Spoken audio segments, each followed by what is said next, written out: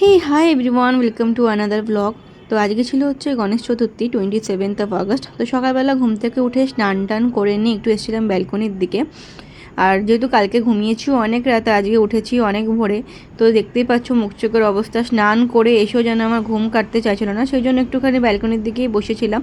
যদি একটু বাইরে ফ্রেশ হাওয়া খেয়ে যদি একটু ঘুমটা ভাঙে, বাট এই হাওয়া খেতে আমার আরোই ঘুম পেয়ে যাচ্ছিলো। তারপরে এই যে তোমাদের দেখাচ্ছিলাম হচ্ছে কি যে আমাদের বাড়ির পাশেই একদম গণেশ পুজো হয় খুব সুন্দরভাবে, প্রত্যেক বছরই হয়। ওম তেজস্বী শুক্রনমঃ ওম বিষ্ণু বিষ্ণু বিষ্ণু গাঙ্গং বিষ্ণাভং নমঃ গান্তর্জনি ভংসা গাং মধ্যমং বসা গাং অনামিকা ভং নমঃ অষ্টবিনায়ক নমঃ স্বাহা। এই যে আমাদের পুজো দেওয়া হয়ে গেছে, ঠাকুরমশাই একদম সকাল সকাল এসে পুজো দিয়ে চলে গেছে।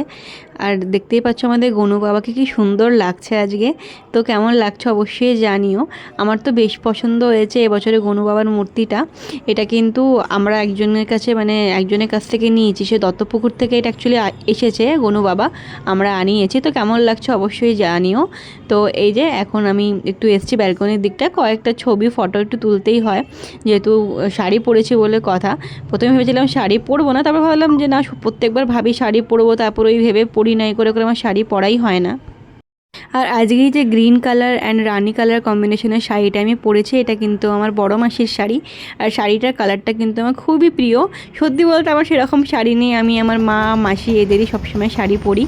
তো এই যে আজকের এই লুকটা কেমন লাগছে অবশ্যই তোমরা কমেন্টে জানিও। তারপর খেজুর আর লাড্ডু প্রসাদ হিসাবে খেয়ে নিয়েছিলাম, কারণ সকাল সকাল আমার বেশি মিষ্টি খেতে ইচ্ছে করছিল না। তারপর একটু রেস্ট নিয়েছিলাম, সারাদিন কিছুই আর করা হয়নি, সেজন্য ভিডিও করা হয়নি। দুপুরে ডিরেক্টলি লাঞ্চ করেছিলাম। দুপুরে লাঞ্চে খেয়েছিলাম হচ্ছে কি যে লুচি, আলুর দম আর চাটনি।